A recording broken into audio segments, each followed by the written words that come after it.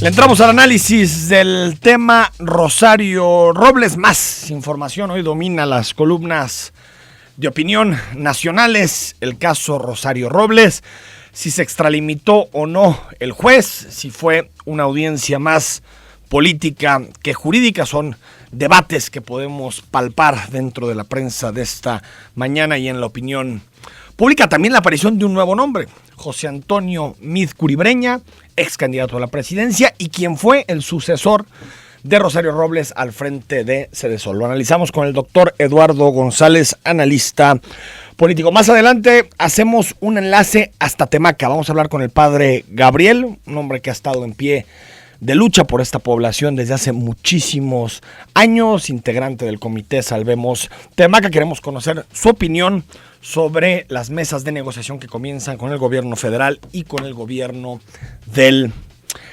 estado. También nos visita aquí en cabina, nos visita una alcaldesa que por cierto ha sido alcaldesa 3 veces de su municipio. Se llama Escobedo, en Nuevo León, y es interesante su historia porque está impulsando un modelo de seguridad, de proximidad, que creo que es interesante para Jalisco, para el momento que vivimos, y viene aquí al Colegio de Jalisco a impartir una cátedra y a platicar con los investigadores.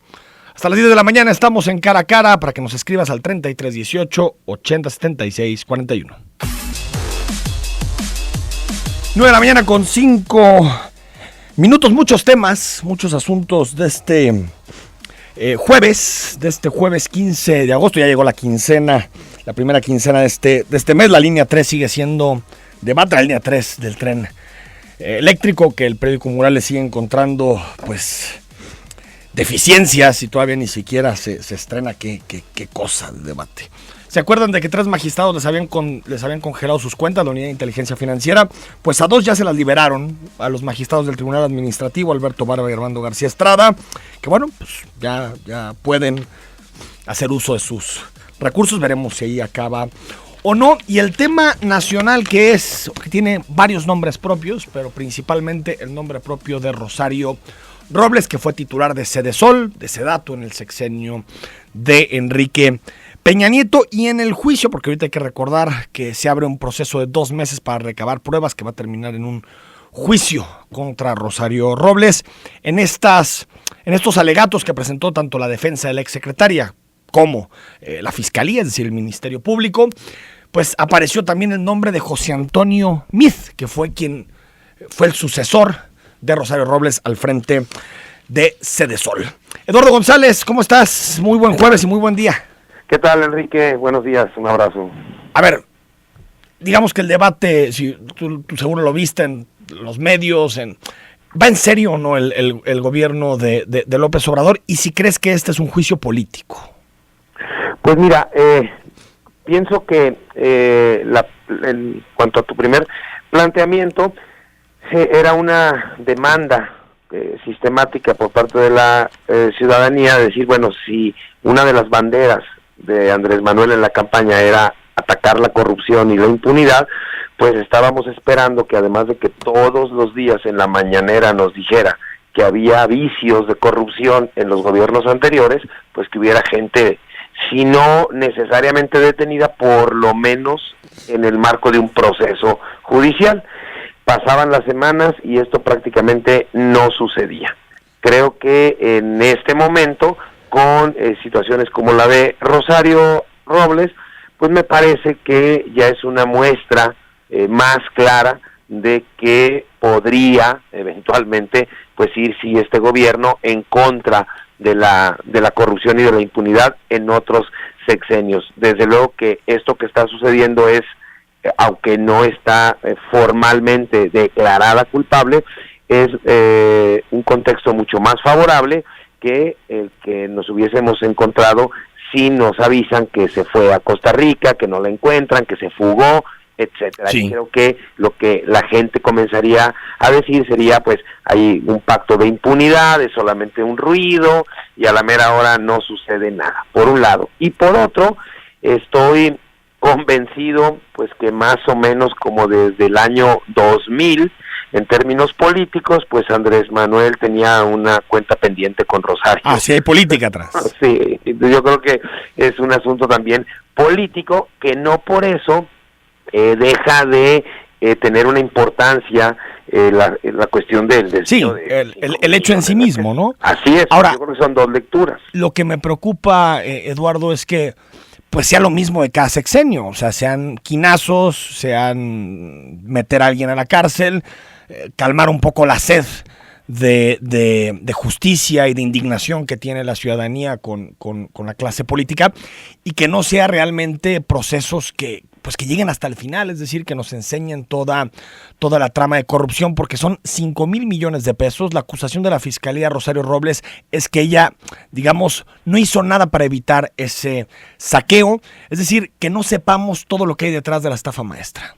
Sí, yo creo que evidentemente que esto no debería de terminar solo en una especie de quinazo, como bien lo mencionas, y por otro lado, me parece que ni la persona más ingenua sobre el planeta podría suponer que solo un funcionario, aunque fuese la secretaria de Estado, como lo fue Rosario, tuviese la capacidad para manejar, para mover, desviar, usar, etcétera, 5,000 millones de pesos, sin que nadie más estuviese enterado o participara pues de este recurso. Ahora bien, si estamos hablando de una secretaria de Estado, pues es también evidente que quienes eventualmente supieron de estos manejos, pues serían o sus pares, en este caso los que llegaron a suceder en la secretaría o en ese momento formaban parte de otro espacio de gobierno a la par de ella,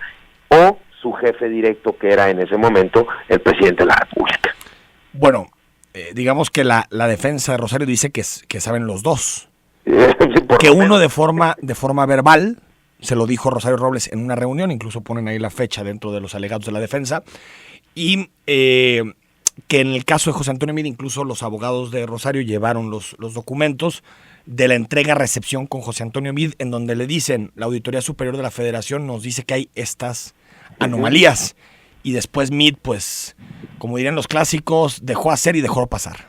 Sí, yo creo que el asunto no debe de terminar ahí con Rosario, y hay mucho más involucrados, muchas más personas involucradas en este proceso, que también me parece que debe de ser tomado en términos políticos como una señal favorable de que finalmente, a más de medio año de haber iniciado el gobierno de Andrés Manuel, pues se comiencen a tomar cartas en el asunto de la corrupción de manera un poco más serias, lo cual no quiere decir que efectivamente el proceso vaya a terminar en pues en donde debería, ¿no? Es decir, qué pasó con esos millones, que los regresen, quién se los llevó, etcétera. Pero sí creo que si nosotros revisamos la prensa de esta semana, pues es muy diferente lo que la gente y los actores políticos están diciendo a lo que decíamos hace apenas un mes, cuando pues parecía que nadie de los otros gobiernos iba ni siquiera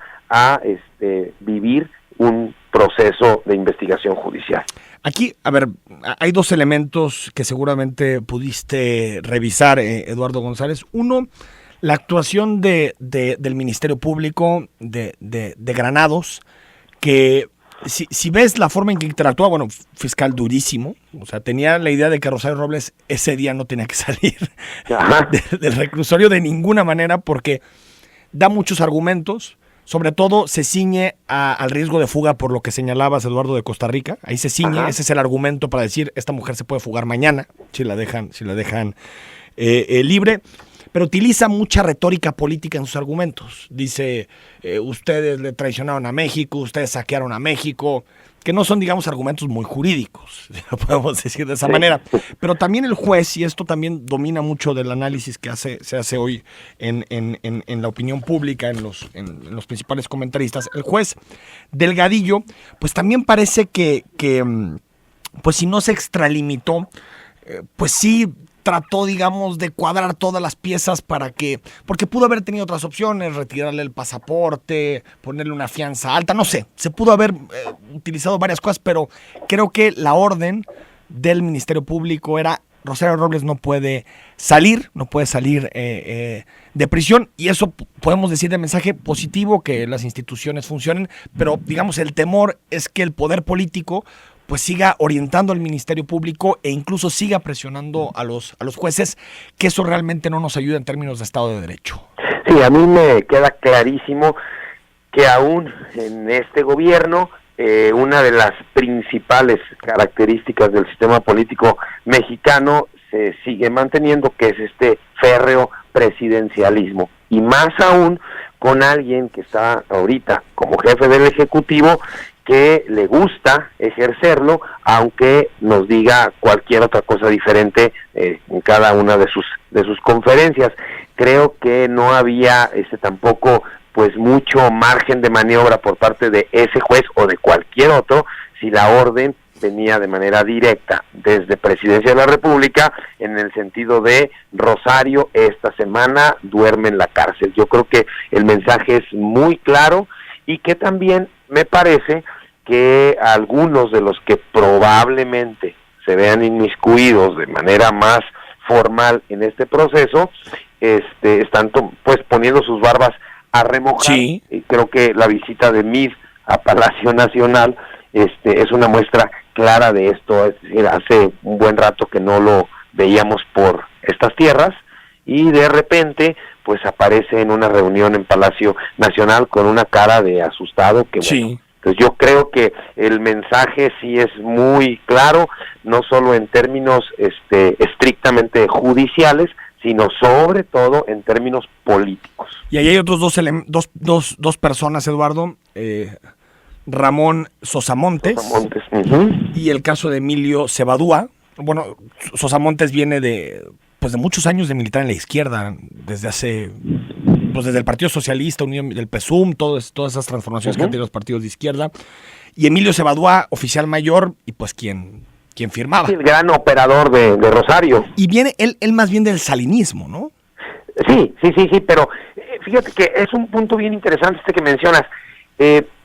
Tanto Rosario Robles como Amalia García fueron las dos primeras grandes figuras femeninas de la izquierda mexicana en llegar a espacios de poder importantes. Claro.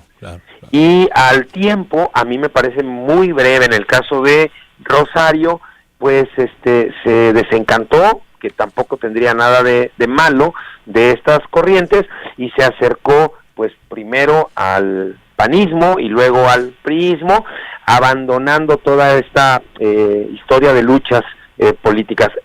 Igual los dos personajes que mencionas, ¿no? Sosamontes y Cebadúa. Desde Chiapas, y yo creo que eso también se encuentra un poco en el fondo de estos conflictos con Andrés Manuel López Obrador, que finalmente al inicio de este siglo, dos de las corrientes más importantes dentro de la izquierda mexicana pues eran encabezadas, una por Andrés Manuel y una por Rosario Robles. Totalmente. Y bueno, ahí está la parte de los colaboradores de Rosario, y después viene la parte de José Antonio Meade, que sí, José claro. Antonio Meade, digamos que la campaña que orientó en su momento la presidencial era, pues sí, me propone un partido corrupto como el PRI, pero yo soy honesto, ¿no? Yo soy honesto, probo, y creo que estas pruebas que coloca sobre la mesa la defensa de Rosario Robles, y también que el juez de control le diga a la fiscalía, oiga, investigue también a José Antonio Meade, puede ser, y si uno va uniendo con Lozoya, Eduardo, Altos Hornos, Odebrecht, parece que si el presidente, porque lamentablemente parece que aquí la voluntad política es fundamental, claro. puede ser un juicio, una época. Sí, digamos, un juicio de estos que marquen un antes y un después, si se sigue, ¿no? No si la política se entromete y por lo tanto se dice hasta aquí, ¿no? Claro, sí, yo creo que, como bien mencionas, sería un parteaguas entre hacer simplemente lo que se han hecho en otros sexenios, con los ejemplos como la Quina, por ejemplo, la misma Elba Ester, a llegar al fondo realmente de toda esta trama que hoy conocemos, y cuyos pues jefes principales pues se encuentran ahorita fuera de ni siquiera una posible mención judicial. Incluso en la mañana el mismo presidente dice pues que no hay ahorita ninguna investigación en curso por parte de la Unidad de Inteligencia Financiera en contra de Enrique Peña Nieto. Eduardo González, tú eres historiador. Nunca un presidente ha juzgado al presidente previo, ¿no? No. O sea, nunca un gobierno, digamos. Así es como una de las máximas de nuestro sistema político mexicano, en donde pues también hay que tomar en cuenta que parte de los riesgos que se toman en este sistema político de participar en los gobiernos es que eventualmente en el hallazgo de algunos desfalcos, pues alguien va a pagar los platos rotos, y históricamente no han sido las cabezas, siempre son los subalternos, que me parece que están en perfecto conocimiento de que eso puede suceder y pues apuestan porque a ellos finalmente no le toque. Es decir, no meten a la cárcel ni meten en proceso judicial a todo el equipo de un gobierno anterior, sí, pero podemos recordar que en cada uno de los sexenios pues hay al menos 1, 2 o 3 figuras que sí pues les toca esta suerte. Pero nunca tocan al Tlatuani, ¿no? No, al mero pues nunca. A ver, al dueño del teléfono rojo. Me vas a corregir, pero por ejemplo, ¿Zedillo tuvo por ahí alguna inquietud en hacerlo? ¿Golpeó a Raúl Salinas? ¿No? Un cercano, digamos, al poder económico de Carlos, del expresidente Carlos Salinas de Gortari. En algún momento también, digamos, lo que te relata la historia es que Ruiz Cortines lo pensó con Miguel Alemán, pero son pocos, ¿no? Sí, en realidad, de todas maneras hay una distancia muy grande en términos políticos de decir, bueno, voy a meter a la cárcel al hermano del expresidente, sí, que tocar al ex. Sí, yo creo que sí hay una distancia un trecho importante. Pero me refiero a que las balas fueron lo más cerca que han llegado. Así es, no ha habido mayor cercanía, y en este caso en particular, tomando en cuenta el papel que jugó Rosario Robles en los dos gobiernos anteriores, pues yo creo que podría ser también una suerte pues de cercanía de fuego a Peña Nieto y a otros miembros de su... ¿Cuál era la frase de Peña Nieto, Rosario Robles? Tranquila, pues, Rosario, ¿cómo era? Sí, yo creo que en este momento Rosario ha de estar recordándola ahí. La dejaron sola, ¿eh? Así es. La dejaron sola. Pero yo creo que esto que mencionas es una característica bien importante de nuestro sistema político. O sea, sabes que en algún momento el grupo político te puede dejar solo. Sí, totalmente. Y la gente que va lo sabe, lo asume, y siempre pues prenderá una veladora para que no sea a esa persona al que dejen solo o la dejen sola. Eduardo González, podría hablar contigo toda la mañana, pero tenemos que hacer un enlace hasta Temaca. Te mando un abrazo. Muy bien, hasta luego, un abrazo. 9:22 volvemos para hablar sobre Temacapulín y el Zapotillo, y más adelante está con nosotros la alcaldesa de Escobedo, en Nuevo León. 9:24, una semana atravesada por el debate en torno a la presa El Zapotillo y la reunión que tuvo el presidente de la República con los gobernadores de Jalisco y de Guanajuato previamente, y después con la comunidad, con representantes de las comunidades de Temacapulín, Acacico y Palmarejo. Y bueno, queremos platicar con el padre Gabriel Espinosa, el es vocero del comité Salvemos Temacapulín, que por cierto estuvo ahí, Acacico y Palmarejo, estuvo ahí presente en la reunión con el presidente. Padre, muy buenos días. Buenos días, Enrique. Un saludo al auditorio. Gracias por recibirnos la comunicación. Relátanos un poquito, hemos tenido posibilidad de platicar con personas que estuvieron ahí también, pero tú, padre, relátanos qué diálogo tuvieron con el presidente y a qué compromisos llegó.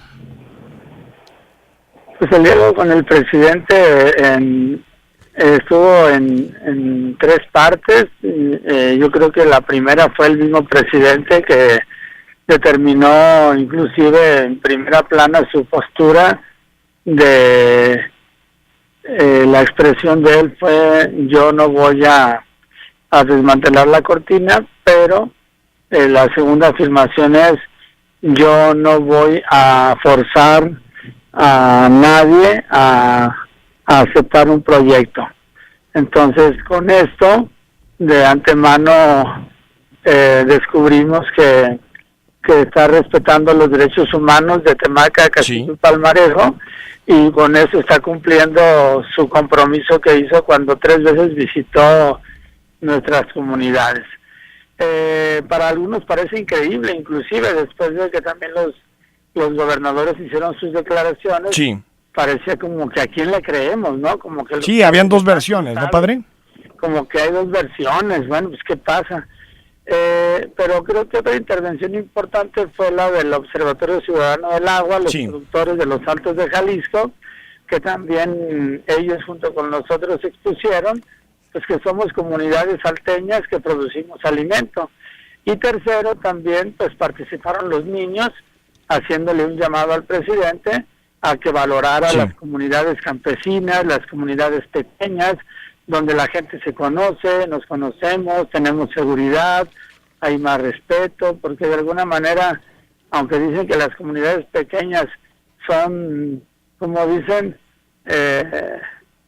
pueblo chico, infierno grande, sin embargo, conoces, los mismos vecinos somos quienes vigilamos, quienes sabemos cómo está la situación de la comunidad, los niños pueden salir a la calle, hay tranquilidad, hay más ambiente de familia, diferente a la ciudad.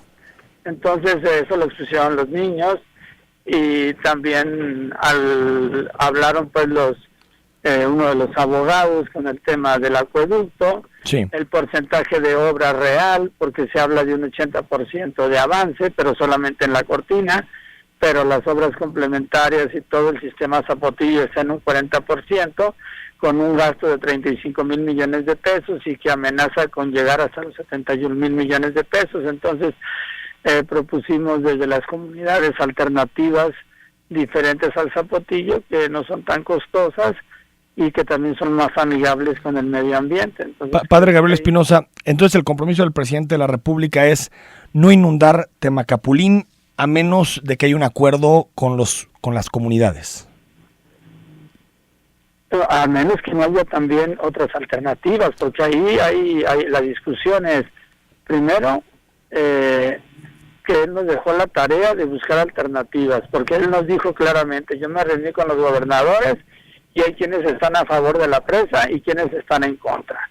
Entonces vamos a ponernos a trabajar con la CONAGUA, la Semarnat, con Secretaría de Gobernación, con mis asesores y técnicos, científicos de universidades, etcétera, etcétera, etcétera, y vamos a trabajar alternativas. Entonces lo primero que se va a buscar es alternativas. Sí, es el compromiso, o sea, vamos a buscar alternativas. No se hace el acueducto, no se hace lo demás hasta no encontrar alternativas. Exacto, ¿por qué? Porque dice, al final de cuentas el agua se ocupa. El agua se ocupa en León, se ocupa en Guadalajara, se ocupa en Los Altos, se ocupa en todos lados. O sea, esa es una premisa la más importante. El asunto es cómo llega el agua. Hay que buscar alternativas para que llegue el agua. Si aún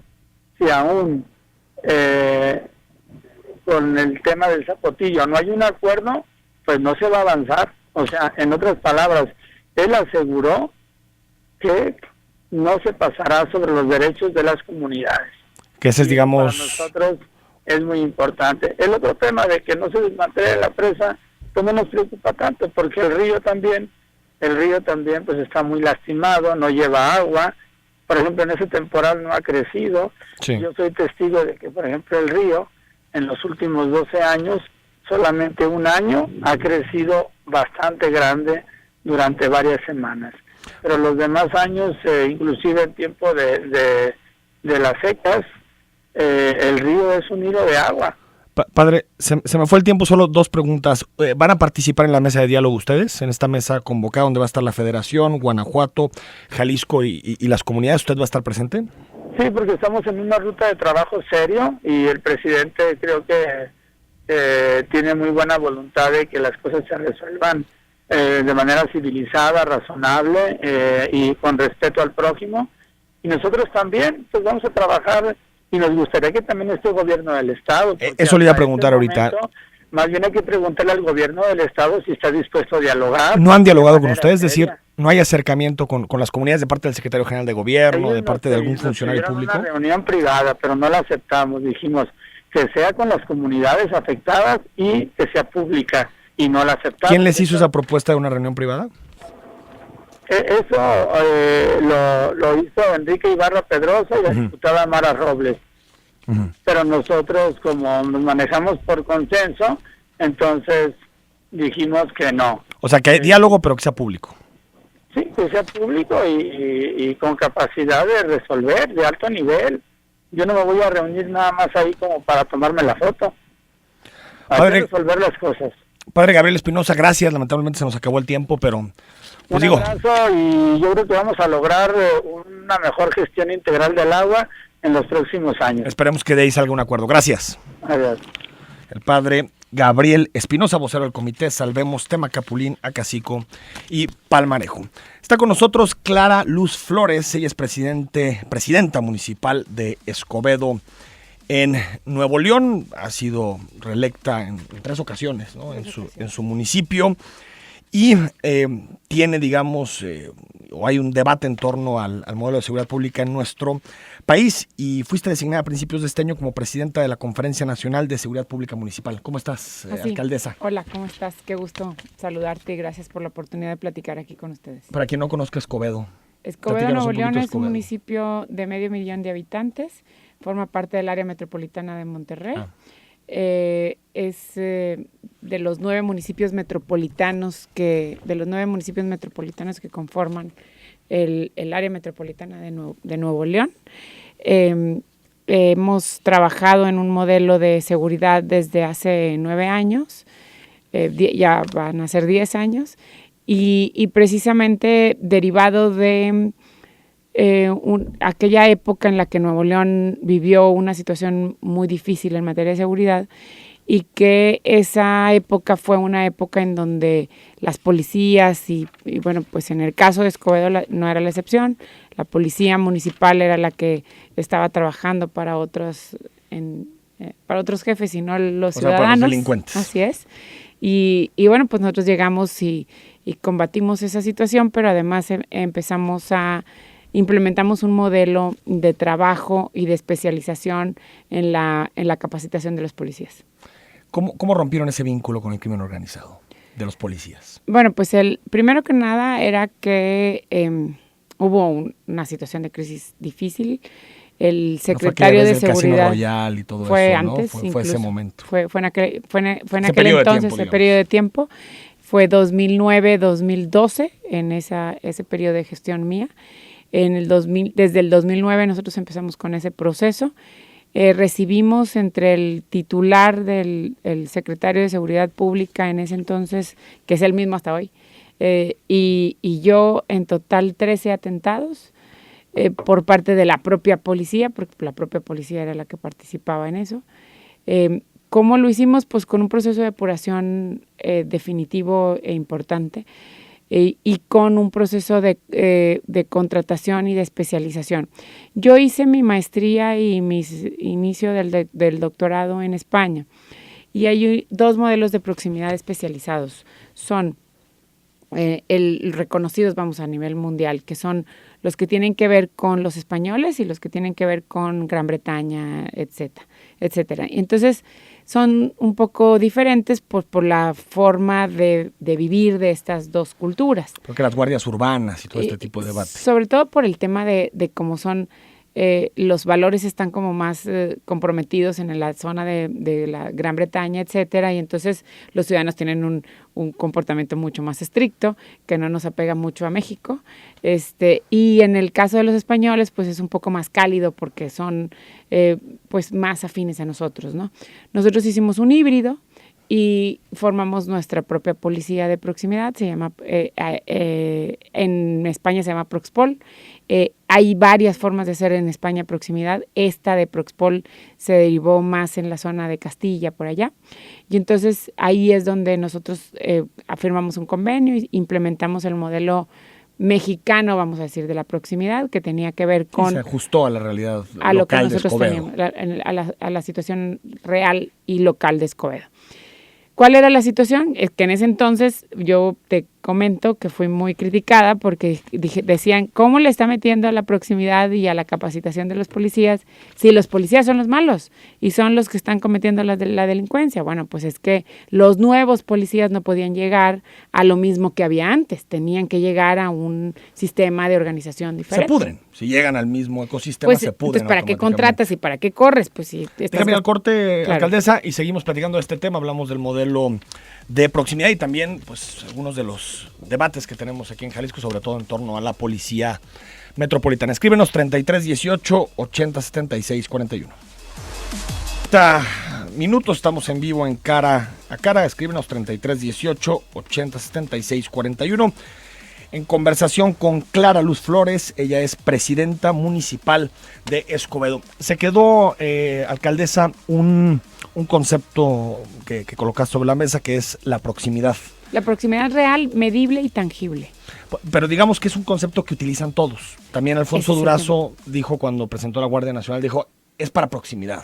Sí. Cuando nos platicaron aquí en Jalisco de la Policía Metropolitana, que en este momento está constituyendo, nos dijeron es para proximidad. Cuando los presidentes municipales se sientan ahí donde tú estás, nos dicen es para proximidad.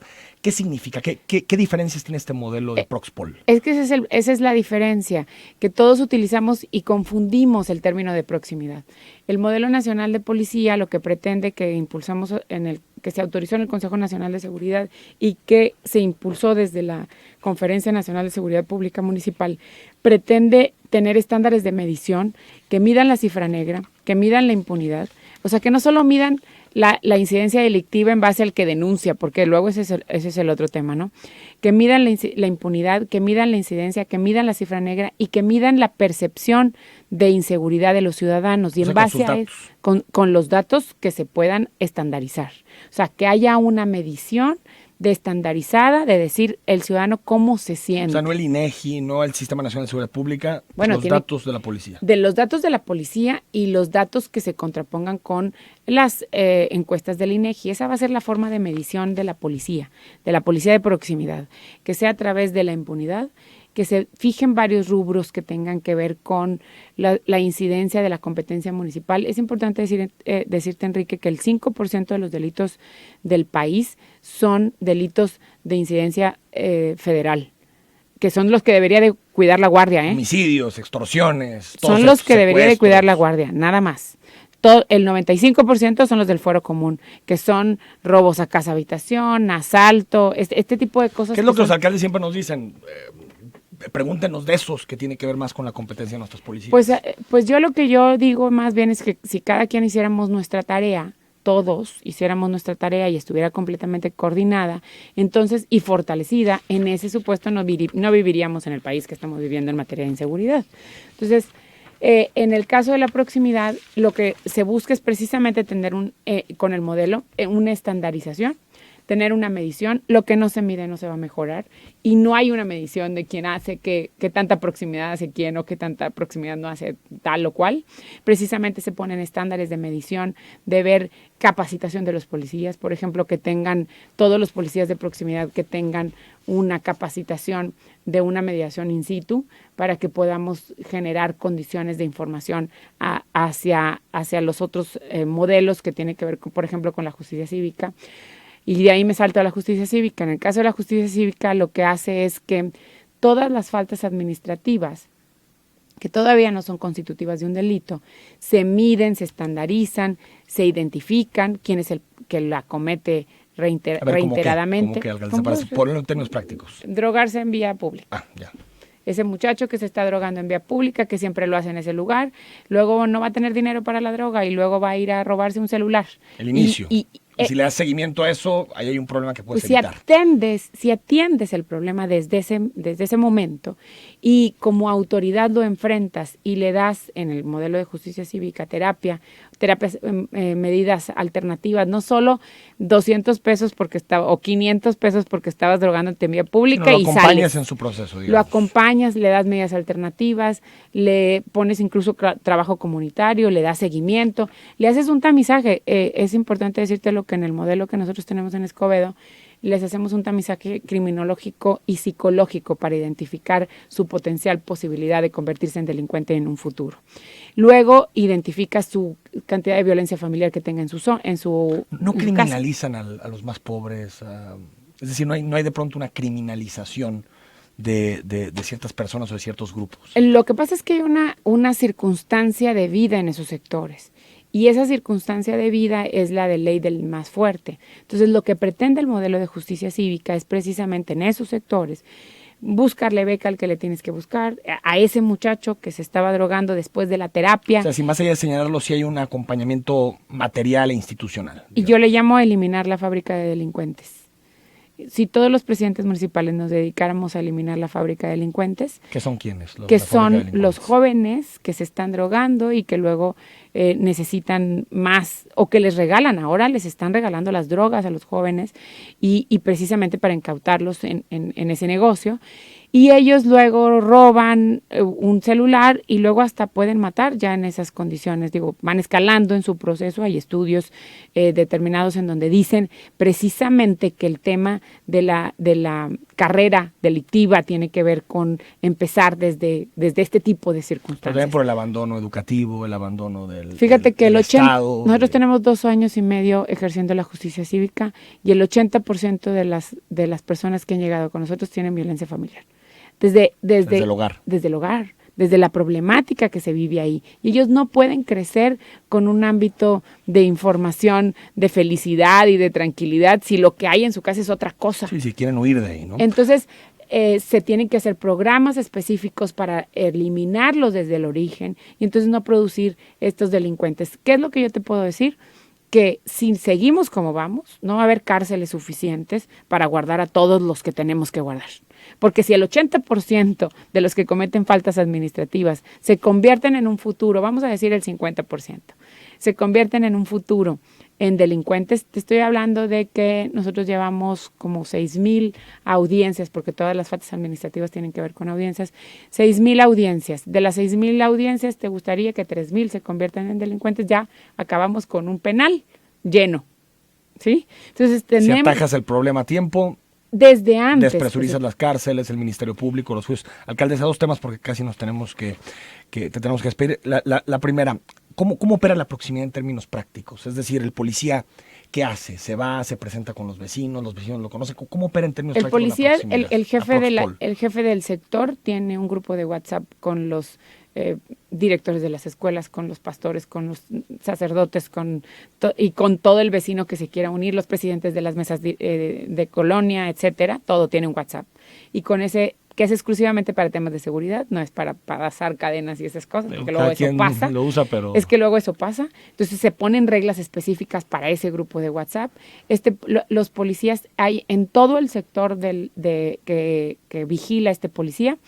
Hay lonas, hay información, hay carteles en donde se dicen los nombres de los policías, cuáles son las patrullas que están vigilando ese sector, qué es lo que hacen, cuándo es la siguiente reunión que tienen para darles cuentas a las personas.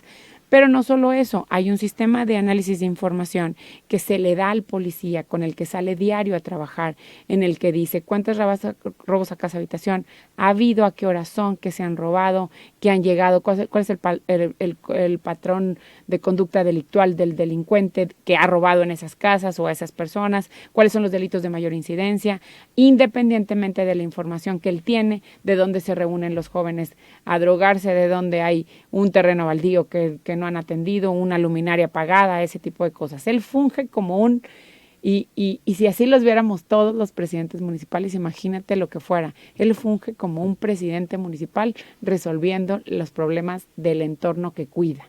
Y ese presidente municipal tiene que resolver desde la luminaria hasta cualquier situación ¿Y qué hacer para familiar? que la proximidad no se vuelva contubernio?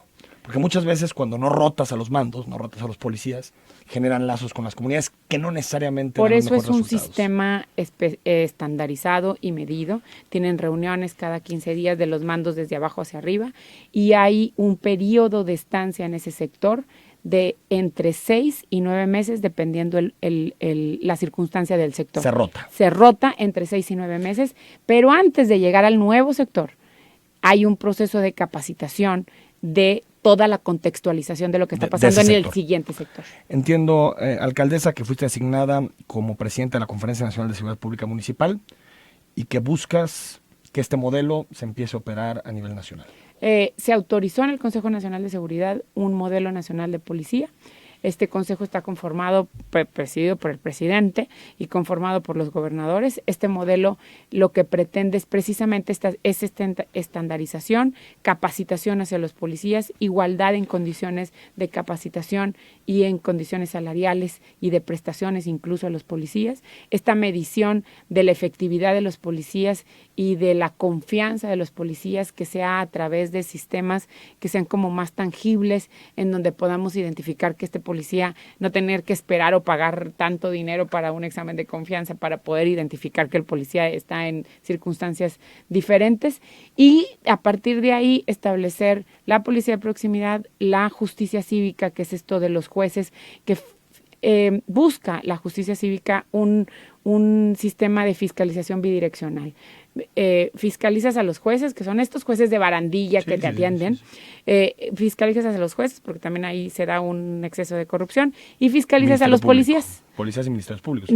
Pues es que estas son para faltas administrativas, es importante decirlo. Hay que decirlo, si te interesa más conocer este modelo, a las 12:30 en el Colegio de Jalisco va a estar la alcaldesa Clara Luz Flores para platicar este tema. Alcaldesa, gracias. Muchas gracias, Enrique. Vamos al corte y al regresar hacemos enlace. Está presentando el gobierno del estado, el gobernador Alfaro, está presentando el reordenamiento de las rutas de transporte público. En unos minutos hacemos el enlace.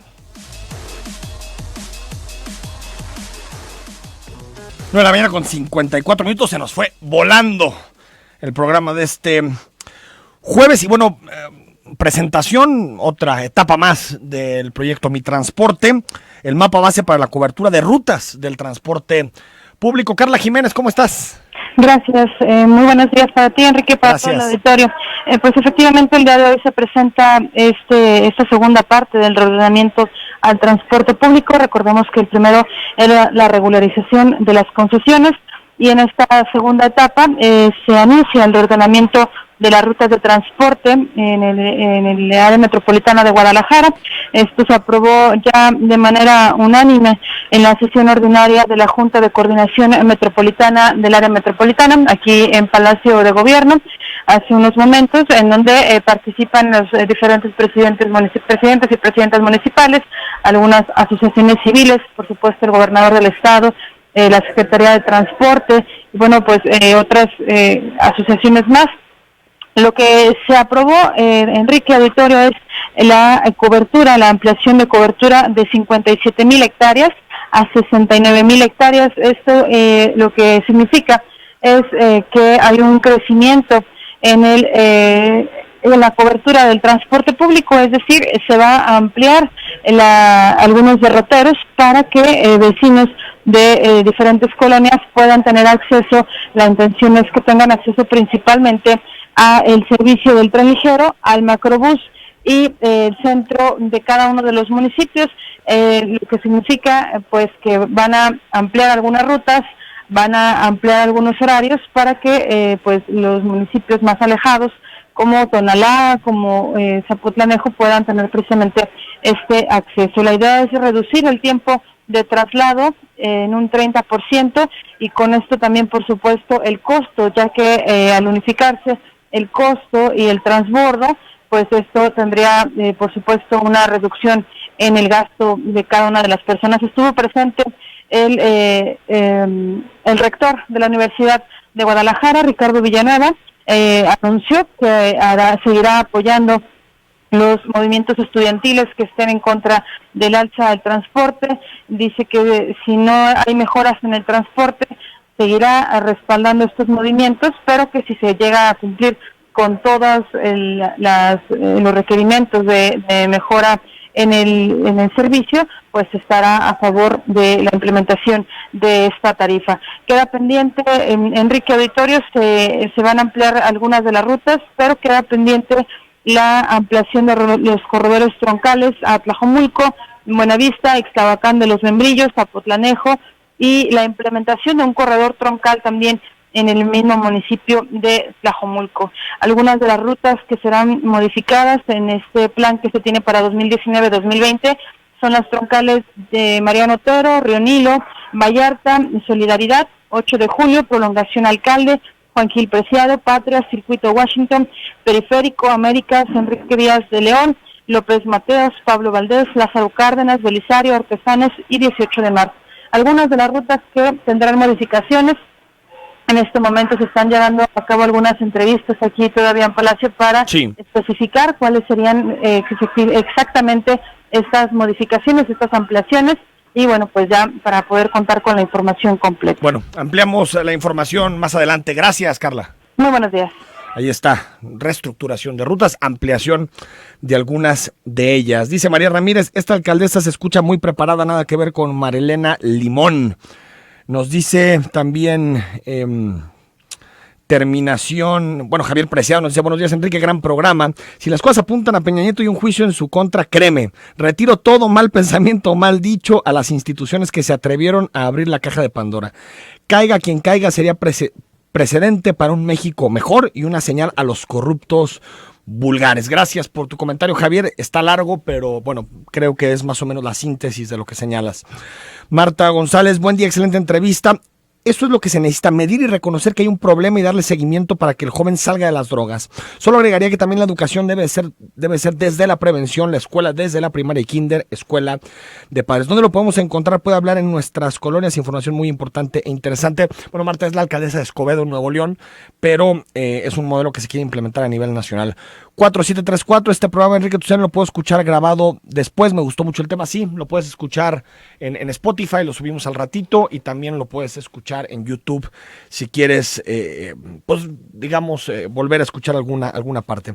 Gracias por todos los mensajes, el dinero para partidos políticos, hola, buenos días, podrían programar una entrevista con el director de Sifones del Estado de Jalisco. Bueno, lo checamos, pasamos la información, hay muchísimos mensajes. Mañana tenemos mesa de análisis con periodistas, hay muchos temas que hincarle el diente de esta semana, y el próximo lunes estará con nosotros Enrique Alfaro, el gobernador de Jalisco, para platicar de muchísimos temas y bueno, pues repasar lo que es la actualidad, los principales desafíos para nuestro estado. Soy Enrique Tucen y hasta mañana a las 9.